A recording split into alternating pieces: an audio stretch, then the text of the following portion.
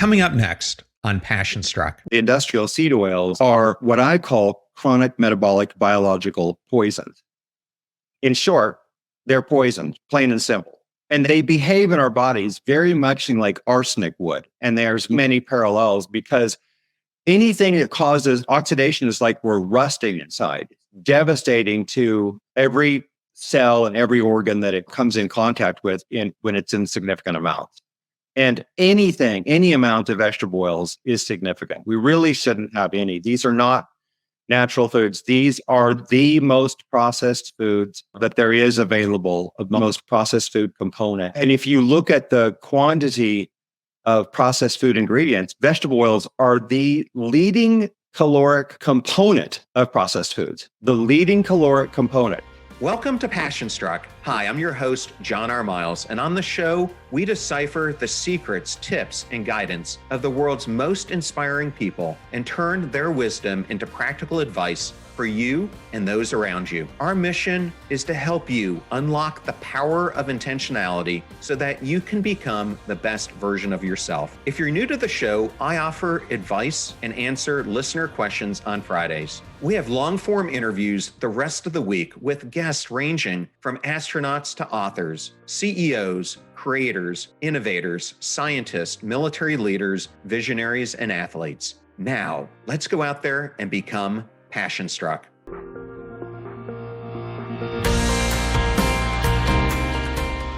I am so excited today to have Dr. Chris Knobbe on Passion Struck. Welcome, Chris. Thanks so much, John. Thanks for having me on. It's a pleasure. You and I have been talking about this now for a few months, and we've had a couple starts and stops. I'm just glad we could finally get this recorded because you have been requested by numerous members of my audience. So honored to really have you.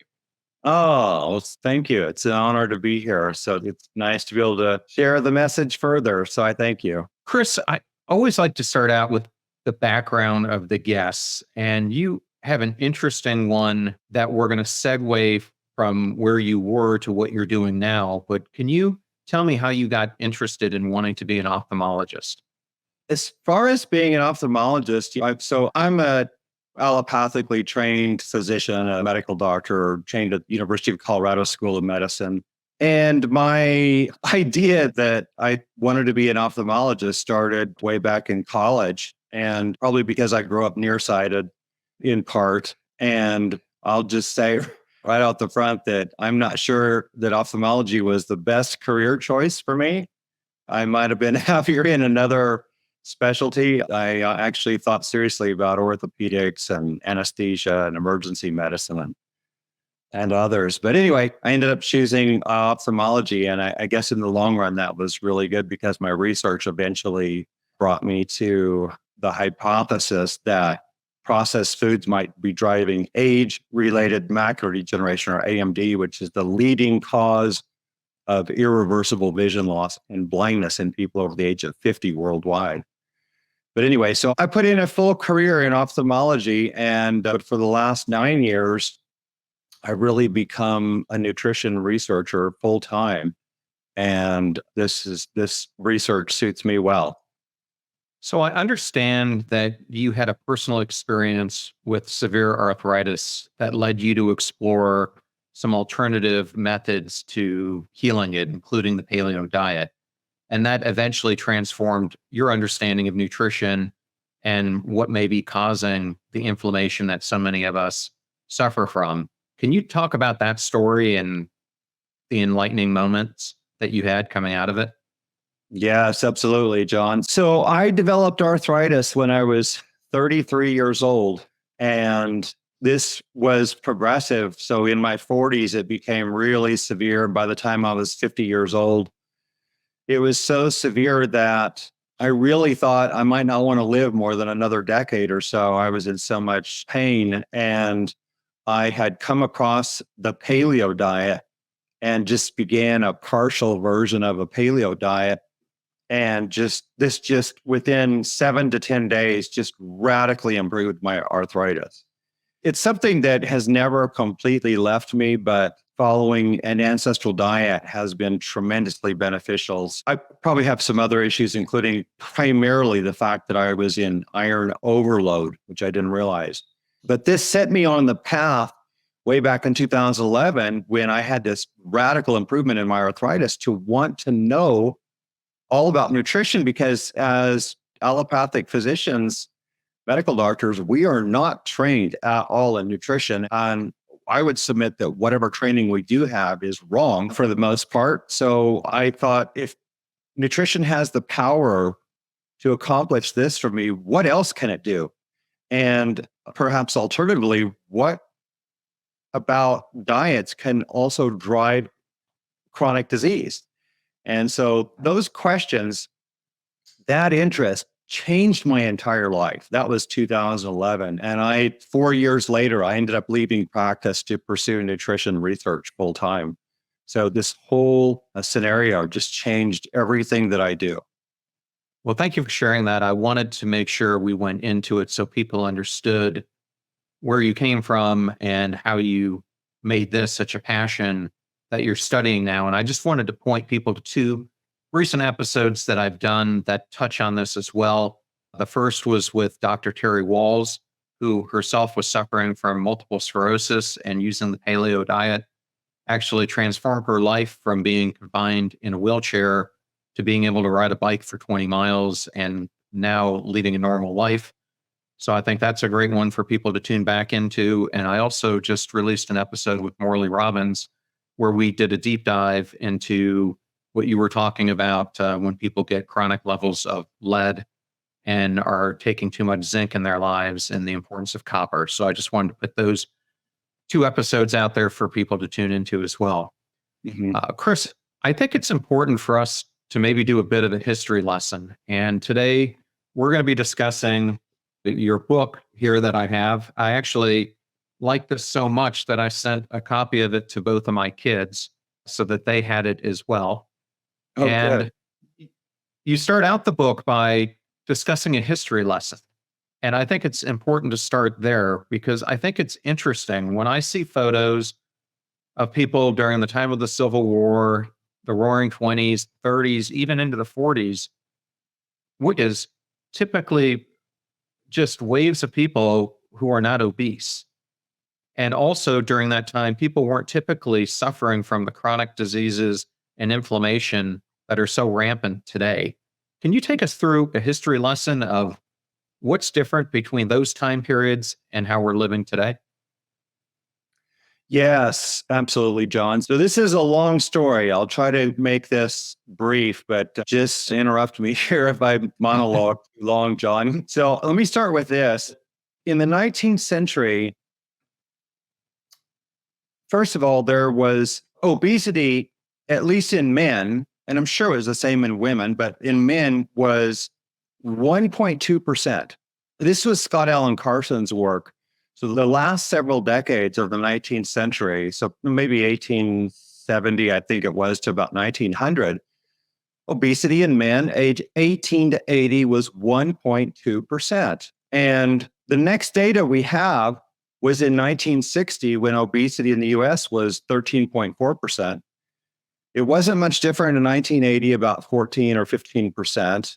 And by 1988, it was 23%. By 1999, it was 30.5%. By 2018, 42.5%. And another 31.2% of our population is overweight as of 2018. So in 2018, 74% of Americans are either in the overweight or obese category.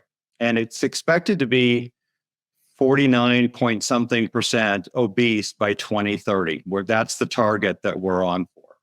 So let's talk about coronary heart disease. So people don't realize this, but coronary heart disease, which is the leading cause of death today, was virtually unknown in the 19th century worldwide. So there is 8 scientific papers in all of the literature between 1800 and 1900 that I'm aware of, 8 papers reviewing coronary artery disease, and 2 of those on thrombotic coronary artery disease, meaning heart attack. So physicians in the 19th century, despite the fact that people routinely lived into their 70s and 80s, had never seen heart attacks. Sir William Osler, a famed physician, one of the founding professors of Johns Hopkins Hospital in Baltimore, Maryland, had not witnessed a heart attack through the end of the 19th century. He reviewed this in detail. He'd seen a few cases of angina, chest pain in the early 1990s, but he had never seen a heart attack. I don't think up through 2008, he still had not witnessed a heart attack, but he'd seen 200 and some cases of angina at that point, which was drastically increasing in the early 1900s. So then James Herrick published the first known evidence of myocardial infarction heart attack in the US in 1912, documented with autopsy evidence. 1930s, coronary artery disease became the leading cause of death. It was completely unknown in 1910, 20 years earlier. Why? In 2010, 32.2%, I think it is, of Americans died of coronary artery disease. So almost 1/3. So we went from virtually zero in the 19th century dying of coronary heart disease to almost 1/3 of people dying of coronary heart disease. Cancer. So in 1811 in the United States, as evidenced by the city of Boston, 1 in 188 people died of cancer. That's 0.56%, I believe is the number. 0.5%. 1 in 188 people. 1900, it had already increased to 1 in 17 people dying of cancer. 2010, it's 31.2%. Again, almost 1 in 3. So coronary artery disease and cancer now take the lives of almost 2/3 of Americans. And both of them were virtually rare, just rare 200 years ago. So let's just talk about diabetes. So diabetes was documented by Sir William Osler again in 1890 to have affected 0.0028% of the population. That's 2.8 per 100,000, or about 1 in 36,000 people. That increased from 0.0028% to 0.37% by 1935, already a 132-fold increase.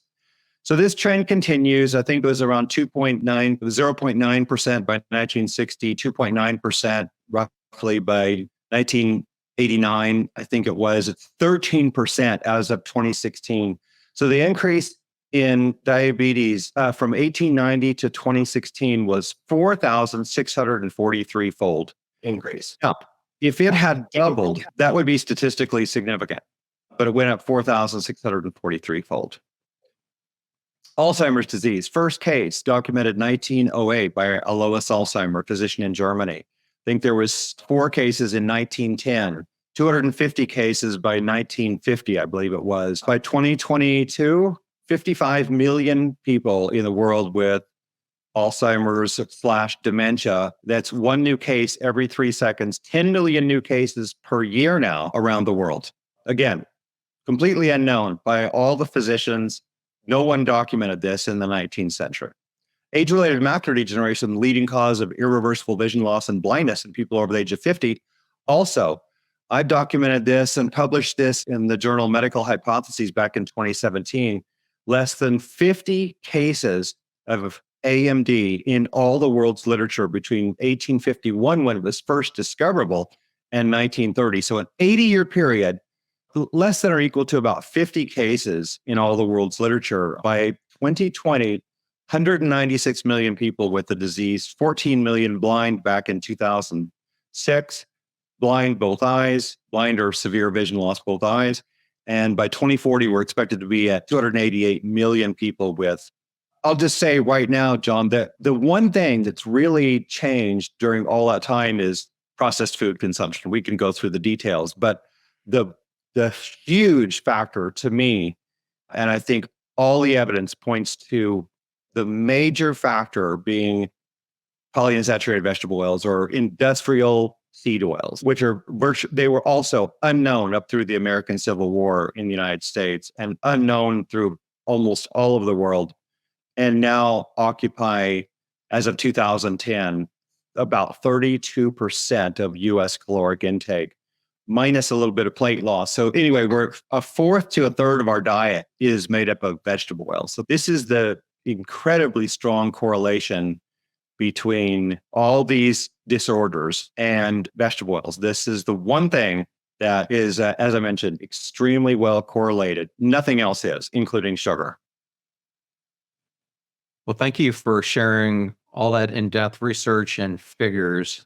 I know a person who has influenced you a lot has been the works of Weston Price.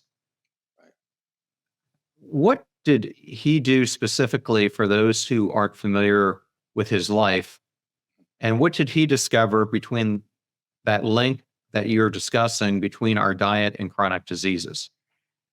Yeah. So for those who don't know him, Weston A. Price was a highly accomplished scientist, researcher, and dentist who in the 1930s traveled around the world evaluating people on 5 continents, 14 nations, hundreds of tribes and villages, and thousands upon thousands of people as these people were transitioning from their native traditional diets over to westernized diets, meaning that they're consuming processed foods. And the interesting thing was, this is research that could never be done again because this was the only time in history where that actually was happening. And Price was able to capture all of this evidence about people who were either not consuming processed foods or consuming lots of processed foods or somewhere in the transition. And what Price found, again, on 5 continents, was that the people consuming their native traditional diets, meaning no processed foods, I can get into what those are in a moment, but those people were fantastically healthy. Those people essentially had no coronary heart disease, almost no cancer. Price didn't even mention it, but they had no obesity, really, based on all of the photos that are available. He rarely mentioned diabetes because he never saw it. I just don't think he ever hardly saw diabetes. Of course, they didn't have a way to test for it, but it was extraordinarily rare in these people consuming their native traditional diets. But the people then that were consuming what he called the displacing foods of modern commerce, equate that to processed foods, those people first developed dental decay, and then they developed arthritis, cancers, and all sorts of degenerative diseases like birth defects, degenerative disease in old age, and so on. And so Price, he defined the displacing foods of modern commerce as refined white flour, refined sugars, canned goods, sweets, confectionery, and vegetable fats. I'm using his terms. And so the vegetable fats is the same as vegetable oils, but in his day and around most of the world, the vegetable oils had not reached most of the world. And so they were primarily still being consumed in the United States, in good part of Europe, but in much, much lower doses. So that was my first clue in my research way back. That was 11 years ago when I studied Weston Price's research and found that he had connected these foods to all this degenerative disease. And so that framework of knowledge has guided me every step of the way through my research, and it's never failed me. If I view everything through the lens of Weston A. Price, it always seems to work. Well, I think it's important to share that background because, as you said, his studies could not be repeated today. And I understand his book has a couple different versions of it, but the one that was most recent came out, I think, in the 1940s. It is a pretty thick book, but it provides some really impactful data in there if people want to take a read. It's probably one of the most foundational books you can read on this topic.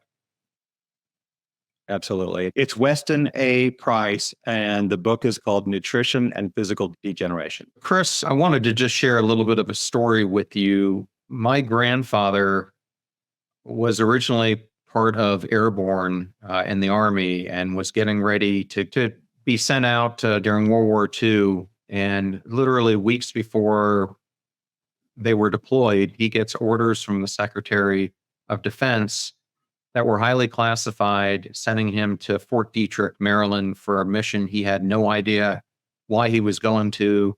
In fact, he was very upset at the time. And when he arrives, he goes through weeks and weeks of health checks and different tests that they're doing on him.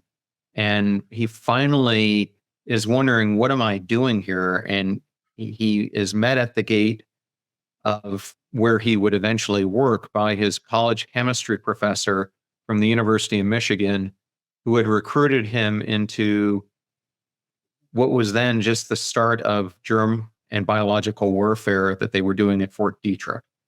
And my grandfather couldn't talk about his research for about 50 years, but he told us after that time had passed how they were working on anthrax, botulism, all these other extreme toxins, because they were worried at that time that Germany was going to unleash these as well. And so they had to understand what they would do, et cetera. Why I'm bringing this up is after the war ended and he was released from his commitment, he took a job at Kraft and he ended up leaving Kraft as the head of research and development. And I remember talking to him over the years when I was growing up as a kid. He was winning awards and tons of patents based on the research that he and his teams were doing. And I remember a couple stories where he was so excited because he had pioneered the ingredients that were in butter butts and squeezed parquet and margarine. And he talked about how when he developed these chemicals that they were putting in seal tests and Breyers, how it was allowing the shelf life of these ice creams to be consumable by everyone so that you didn't have to churn in your backyard. And when I think of my grandfather, I don't think as he was developing all these things, he understood the health consequences that were coming from it. But I bring it up because I had a grandfather who was at the epicenter of creating many of these, what are considered food poisons today, that are in so many of our foods. I use that as a background because I was hoping that you might be able to describe how do the native and ancestral diet traditions differ from the modern westernized diets? And where are the biggest gaps between what we're eating and what our ancestors ate? Yeah, great question, John. So there's really just simply processed foods are made up of four main ingredients, and it's refined flours, refined sugars, vegetable oils, and trans fats. So let me tell you about the introduction of these just briefly. So sugar has been available for many centuries, probably in small quantities, even back a couple of millennia. But in the last several centuries, sugar consumption has increased exponentially. So between 1822 and 1999, sugar consumption went up 17-fold. It went from, I think, 6 pounds per person per year up to 108 pounds per person per year. So sugar is a nutrient deficient food. And then in 1880, roller mill technology was introduced, which could produce refined white wheat flour. And this is what the people wanted, but refined wheat flour is a nutrient deficient food. It removes the bran and the germ. That was introduced in 1880 with 3 huge roller mills around the world. We had one in Minneapolis in the United States.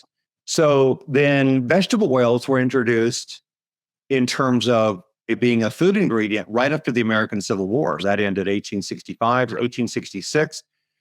The first vegetable oil, cottonseed oil, was introduced to the United States. Now, you could argue, well, we had olive oil, but it was just incredibly trivial consumption, and probably 97, 98% of the nation had never tasted it. So consumption would have been less than 1/10 of a gram per person per day, and probably far less than that, all the way through the end of the 19th century. So again, we got cottonseed oil introduced in 1866. And then from that, trans fats in the form of Crisco, created by Procter & Gamble in 1909, is when that was introduced. That's it. That's processed food right there. Those 4 ingredients make up processed food today. It really hasn't changed. Yes, there's these mystery ingredients and engineered ingredients, but I don't think those are primarily the main problem. But if you look at processed food, it's still those same 4 ingredients, and the industrial trans fats come from vegetable oils. So without the vegetable oils, you wouldn't have those either. So that's it. So by 2009, 63% of the American diet is made up of those 4 ultra processed foods. And we have all this chronic disease, coronary heart disease, strokes, cancer, hypertension, diabetes, metabolic syndrome, Alzheimer's disease, dementia, age-related macular degeneration, all the autoimmune diseases, all of this has paralleled this extraordinary increase in the processed foods.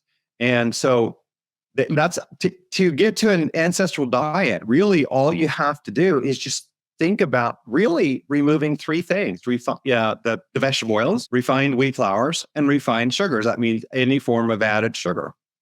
If you do that, you've fixed probably 95% of your diet, I would say. I think an interesting exercise for a listener to do, especially if they have kids, is to have their kids go through a supermarket, especially 3/4 of the store that's in the center of the store, and start picking out items that they like to eat on a daily basis and look at how many of them have those three things that you just described. I did this about 3-4 weeks ago, and literally every single product I picked up, bar some corn chips I found that were made with avocado oil, some potato chips that were made with olive oil, were really the only things that I found that didn't have one of these ingredients in them, including spaghetti sauces and so many other things that we take for granted. Can you maybe explain to the audience, in case they don't understand, how these vegetable oils are made, what the process is like behind how they're manufactured? Yes, absolutely. First, let me just say this, John, that so the manufacturing of cottonseed oil wasn't consumed ever as food until, again, as I said, until about 1866. Previously, before that, cottonseed oil was known only as lamp oil and then fertilizer. And when they tried to sell it as food, in other words, cottonseed oil, and tried to sell it to people as food, nobody wanted it, because I equate this to it'd be like us being told we should consume motor oil. People knew this was lamp oil and it was machine oil. So why would they possibly eat it? And the manufacturers weren't deterred. What they did was they decided, the first thing they did was make margarine. So they mixed the cottonseed oil with butter and made margarine. Again, this is to outsell butter. And then since they couldn't sell the oils outright, nobody wanted it, they started adulterating olive oil with it. And by 1880, we had sent 55,000 barrels of so-called olive oil to Europe. And the French made complaint in the year 1880. And they said, basically, they refused to ever accept so-called olive oil from the United States again. They knew it was adulterated just by the taste. They knew it wasn't olive oil.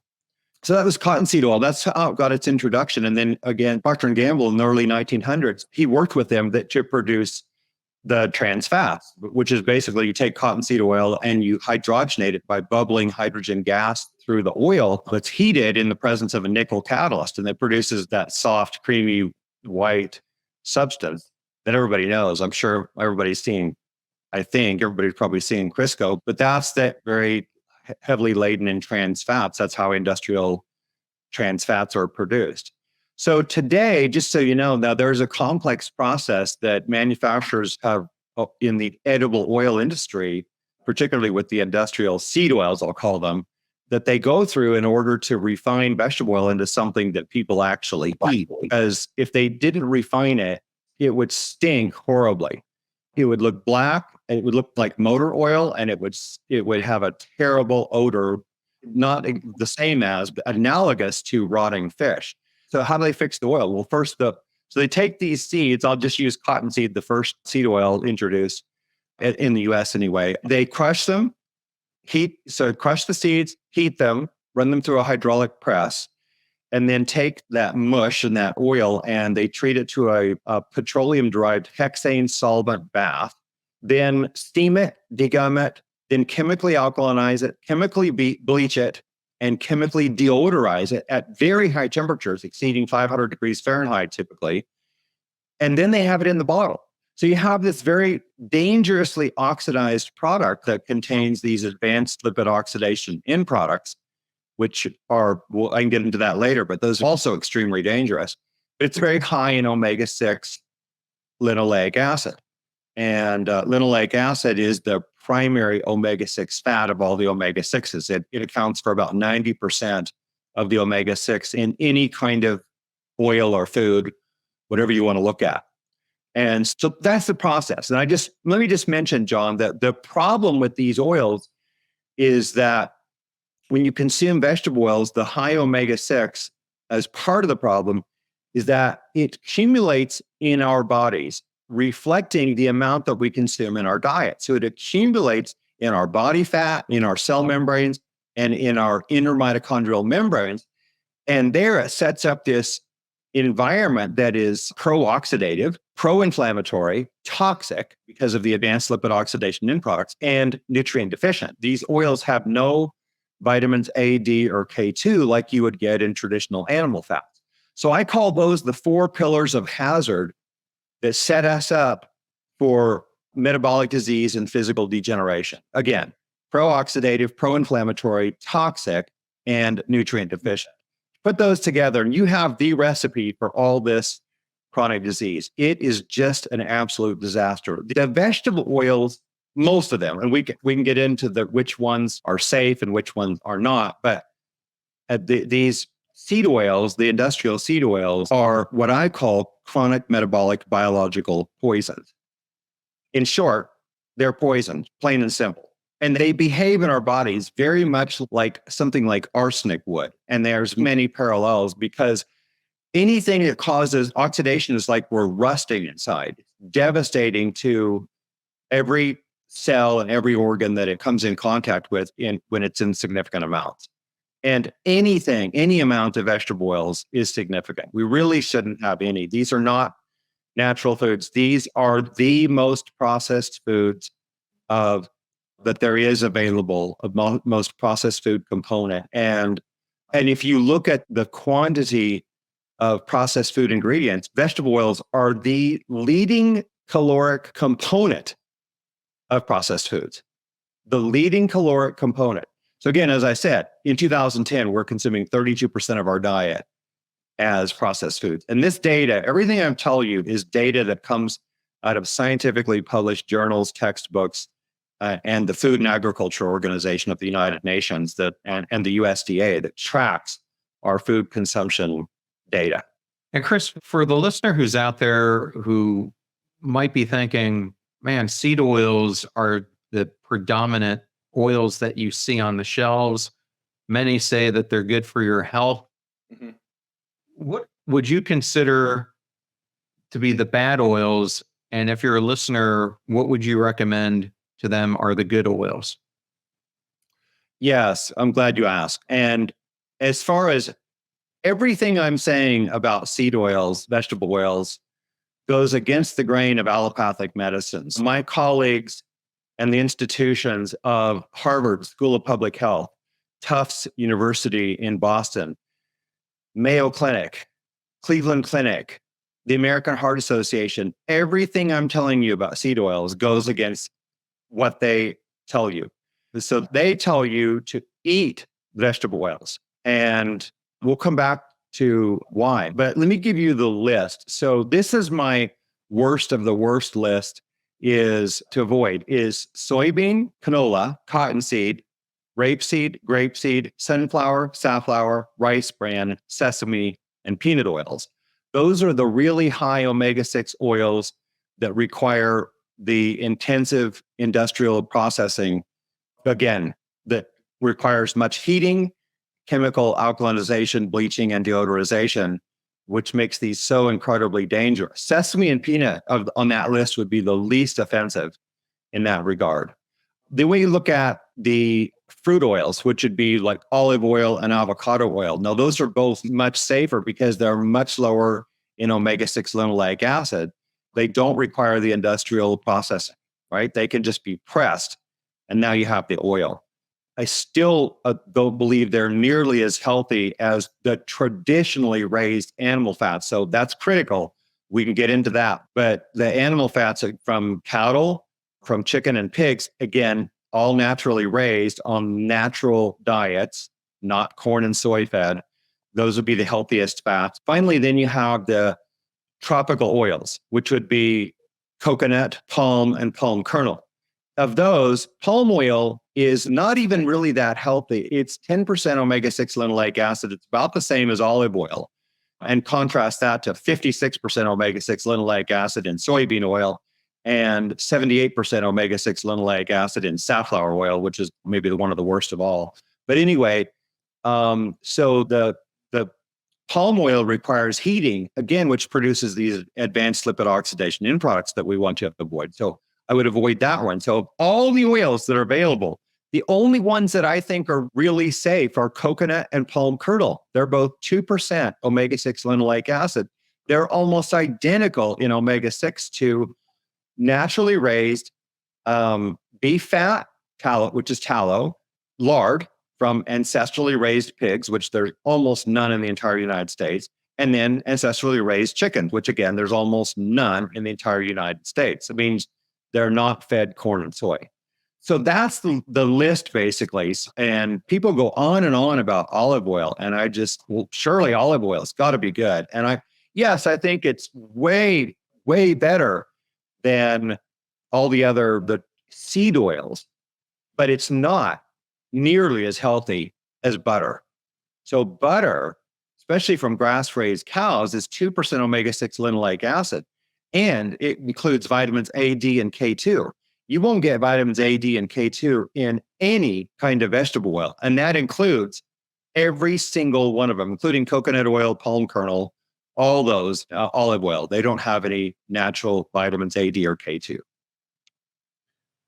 Well, I think one of the other issues with a lot of the olive oils is unless they're cold pressed and you're looking at what's in them, a lot of the ones that are mass produced on the market by the companies who make the seed oils have other components in the oil besides just the olive oil that people have to be aware of too.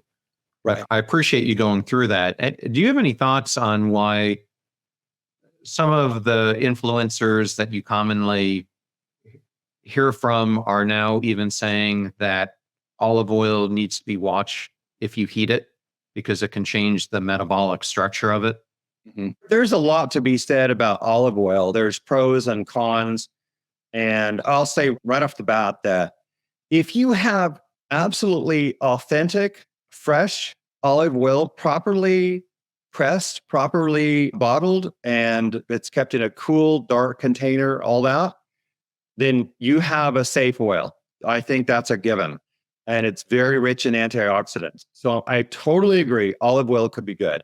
Here's the problem is that the North American Olive Oil Association, the NAOA, has determined that 79% of the olive oil in the United States does not meet their criteria of good extra virgin olive oil, meaning that it's either adulterated, which is a whole lot of it, meaning they're putting cheap seed oils in there like soybean oil and canola oil, and or it's not fresh, meaning it's oxidized. And they look at all of this, 79%. So that's 4 out of 5 bottles on the shelves that we're told is olive oil shouldn't even be consumed, according to the North American Olive Oil Association. And many people have been consuming what they think is olive oil for years, and they're actually getting a lot of seed oil in that. And so I think that's a problem. Did I answer the question, John? I got off track here. Well, no, that's what I was saying about the problem with so many of the olive oils that are on the shelves at many of the grocery shops we go to is that they're infused with all these vegetable oils. And so you're not getting a pure olive oil. And so you need to do your research on it. But even if you are using olive oil, the other thing that's coming to light is if you heat it, it can create toxicity in the oil. And I didn't know if you knew anything more on that. I've heard Peter talk about this. Simon's been talking about it. Stephen Cabral's been talking about it. I didn't know the science behind it. Yes. So omega-6 linoleic acid, again, the polyunsaturated fat that's in all fat, doesn't matter where it comes from. It's in every kind of fat there is, any natural fat there is going to have omega-6 linoleic acid. It's a matter of how much. And so the omega-6 linoleic acid, again, in natural animal fats, it's approximately 2%, even less, 1.5% or so, up to maybe 3%. But the omega-6 linoleic acid in Olive oil runs the gamut from about 4% to 27%, 3 or 4% to 27%. And that's looking at 800 and some. There was a study looking at 800 and some different olive oils in Europe. But on average, the omega-6 linoleic acid in olive oil is about 10%. All right. So when you heat omega-6 linoleic acid, or LA for short, it then oxidizes, and meaning that it produces downstream metabolic end products. And those advanced, they're called advanced lipid oxidation end products, or ALs. Those are chemicals like 4-hydroxynonenal, 4-H&E, malondialdehyde, MDA, carboxyethylpyrrole, acrolein, 9 and 13-HODE, which is hydroxyoctadecadienoic acid. Nobody wants to know that. I don't even know why I said it. But there's literally hundreds of others of these advanced lipid oxidation end products. I tell people this, it's like when you smoke a cigarette, when you burn tobacco, you produce something like 6,000 plus different chemicals, right? And lots of them are mutagens and carcinogens. It's the exact same way when you heat these edible oils, the ones higher in omega-6 linoleic acid, including olive oil, should not be heated. So when you heat it, you produce all these advanced lipid oxidation end products. And together, these ALs, they are cytotoxic, genotoxic, mutagenic, carcinogenic, thrombogenic, meaning they produce clots, atherogenic, meaning they produce atherosclerosis. They are obesogenic and diabetogenic, meaning they produce obesity and diabetes. I mean, really, could it get any worse? You're getting all of these things in that pretty bottle of soybean oil or canola oil, right?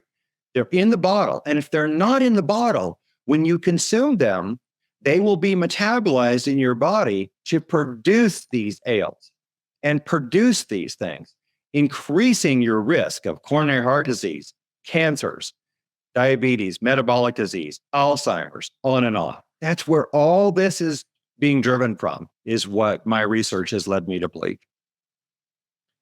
And if there is, Chris, so much research that's now out there, I mean, all this research is started in the 1930s, and there's only been more and more of it over time. If all these things are pointing to these four culprits, why aren't the health organizations or the government doing anything to shy away from this or put regulations to limit this stuff from our food content? That's the $1 trillion question, isn't it? I actually cannot answer that very well, John. I will tell you that there's a long and complicated history that where we see that the government, the research institutions, like National Institutes of Health, Big Food, and Big Pharma, essentially, all are in this together. And for example, it's very rather hidden, but we know that these research institutions like Harvard and Tufts, they are being funded by Big Food and by vegetable oil organizations. The idea since the 1950s and 60s, coming from Big Food, is really that they fund enough research. They continue to fund research that just keeps pumping out this support for vegetable oils and processed foods. I mean, that really does, other than, so the World Health Organization and the Pan American Health Organization, the two largest health organizations worldwide, they both have broadly stated that processed foods are connected to or associated with broad terminology, right? But if you go down the path like I am, of trying to connect vegetable oils, for example, to all of these diseases, we're just, every turn, we get the thumbs down from most organizations. Even, it's hard to even get anything published in the scientific literature. It's just because there's so much going against us in this regard. Chris, I think we've done a really good job of going over the history of this, what it's doing to people. Let's talk about what they can do about it. Can you go over some of the key components of the Ancestral diet protocol that listeners could put into action? Yes, absolutely. My suggestion is not that people go on low carb, ketogenic, carnivore, vegan, or hardly any other diet other than just, I recommend that most people will do their best on an ancestral diet. An ancestral diet really means that we give up these 4 food components. We give up, for the most part, refined flours, refined sugars, vegetable oils, and trans fats. And you don't really have to look so much for trans fats because they're in the vegetable oils today still, despite the fact that they've been removed from GRAS status, generally regarded as safe status by the USDA. So how do you do that? Well, you really need to make your own food. That's the only way to be completely safe, or you just have to be extremely vigilant about the food that you buy and consume wherever you are, especially if you go to restaurants, traditional restaurants or fast food, either one, you have to be just extremely cautious and vigilant about avoiding those kinds of foods. For example, if you order a steak and a baked potato with butter and sour cream, you're safe, right? If you get a salad, it's going to have almost, unless you choose vinaigrette or something, it's going to have a vegetable oil in the salad dressing. But almost all of the added fats to food today is going to be coming from the vegetable oil category. So that's how we just have to avoid all of those things. So this is what all fast food restaurants and most all restaurants are going to be cooking with. So you have to, if you're going to have something that needs an oil, you have to request that it's butter. You can actually even say that you're allergic to vegetable oils. That's what a lot of people do. I've done it too. Just say I'm allergic to vegetable oils, but you have to be cautious there. You say you're allergic, they will get very concerned that the tiny amount on their grill or something could be offensive to you. So just use your own judgment there. Okay. And are there specific vitamins, minerals, or supplements that you recommend adding to our typical diet to ensure nutritional adequacy? No, I'm not. I never ever take vitamins. And I don't really believe that adding minerals for the most part, other than to your water, is beneficial because as far as the minerals go, we cannot absorb them very well. But I do think especially if you drink filtered water, that it may be mineral free. And so you're missing the magnesium and calcium and potassium that would naturally be in the water, very little potassium. But anyway, it all becomes significant if you're consuming water, let's say, all the time that has 0 minerals, where you should be getting those. But other than that, we cannot absorb minerals in a non-food, non-organic matrix very well. So we need to get these from our food. So this is why even the high carb foods, potatoes, sweet potatoes, to some extent, grains, lots of fruits and vegetables, you get all of these minerals from those foods. And that's why those can be so beneficial to many people. Not everybody could tolerate all those things. So again, there's a lot of bio-individuality here. But back to the vitamins, John, I have not supplemented a vitamin in many years. And the reason I don't is because I think you mess with the imbalances once you start taking any of these things in a supplement form. I'm not opposed to supplements, but I think you can produce more problems. I have my best health ever, age 63, by still eating a natural food diet right here in the United States. You can do it. But you have to be careful. Yeah, and you can't go out, it sounds like most Americans like to do for many of their meals. You can, but you just have to be really careful. I mean, I eat out probably not more than once a week or so, but we eat mostly things like sushi and steak, things that I know I'm not going to get vegetables. I know that when I eat out, it's never, ever the quality of food that we make right here at home. It's just impossible because we get all ancestrally raised meat, beef, pork, chicken, fish. It's all ancestral, like wild caught fish. You'll never get those things in any kind of restaurant. I mean, hardly ever. It's hard to ever find those things. Yeah, it's amazing, even though I live here in Tampa Bay, where we have plentiful grouper and snook and other redfish and other variants, how much of the food supply that you get in the restaurants, even here locally, is farmed salmon or other types of fish. Exactly. So definitely have to keep your eyes on it. Well, Chris, is there any last bit of wisdom that you would like to leave the audience with? Yes, I would say that it's hard to imagine how incredibly important our diets are to our health.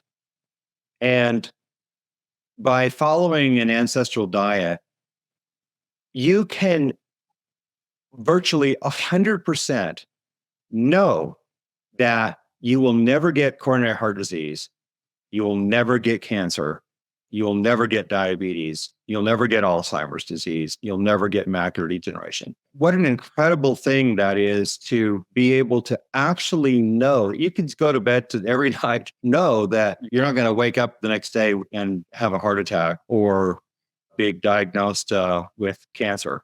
100% no, but I think it's 99.7% possible to do that. And those are the kind of odds that are in your favor if you go down this path. So it's just incredibly important. My parents said when I was a little boy, I remember them saying, if you have your health, you have just about everything. And unfortunately, they didn't know how to keep their health. So they both suffered. Well, my dad's already passed away. But again, you can just avoid all of these chronic diseases. I just think that's the most important thing that we can do. And it's the most important thing we can do for our loved ones too. Chris, thank you so much for joining us here today. Where's the best place for listeners or viewers to find out more information about you and your book? Yes, thank you, John. So the best place is, you already showed the book. It's called The Ancestral Diet Revolution. I'll show it here again if we go. And I've got a copy here, The Ancestral Diet Revolution. It's available on Amazon, wherever books are sold. We have two nonprofit foundations, Ancestral Health Foundation at ancestralhealthfoundation.org. We have Cure AMD Foundation at cureamd.org. And in about 2 weeks' time, maybe by the time this comes out, I don't know, John, that I will have chrisknobe.com. That's ChrisKnobe, just chrisknobe.com. So we've got more information there and a little bit of guidance about how to go about this. But I get most of that from my books, really. Chris, thank you again so much for joining us and sharing this important information with Passion-Struck audience. Thanks a million for having me on, John. I appreciate it. I thoroughly enjoyed that interview with Dr. Chris Knobbe, and I wanted to thank Chris for joining us, but more importantly, the fans of the Passion-Struck podcast who wrote in and asked me to bring Chris on this podcast. You're about to hear a preview of the Passion-Struck podcast interview that I did with Dr. Aaron Ahuvia, the world's leading expert on brand love. As a professor of marketing at the University of Michigan, Dearborn College of Business, Dr. Ahuvia has been pioneering the study of the profound relationships that we form with the products and brands that we adore since 1990. In this episode, we delve into his exciting new book, The Things We Love, How Our Passions Connect Us and Make Us Who We Are. Discover the intricate emotional attachments that we have with everything from books to baseball cards to iPhones and nature. Dr. Ahuvia reveals the cultural and biological factors driving our passionate relationship with these items. So brand love is just love. It's essentially just love in marketing. So if you're trying to sell something, if you want to get customers to love something you're offering, a product, a service, an organization, a nonprofit, a social message, whatever it is, that's what brand love is about. It's looking at something that's not a person, it's something you're trying to market. And how do you build the sort of really meaningful connections to consumers so that they have an emotional connection to this brand or product or organization, as the case may be. The fee for this show is that you share it with family and friends when you find something useful or interesting. If you know someone who is really into improving their health, then definitely share this episode with Dr. Chris Knobbe with them. The greatest compliment that you can give us is to share the show with those that you love and care about. In the meantime, do your best to apply what you hear on the show so that you can live what you listen. Until next time, go out there and become passion-struck.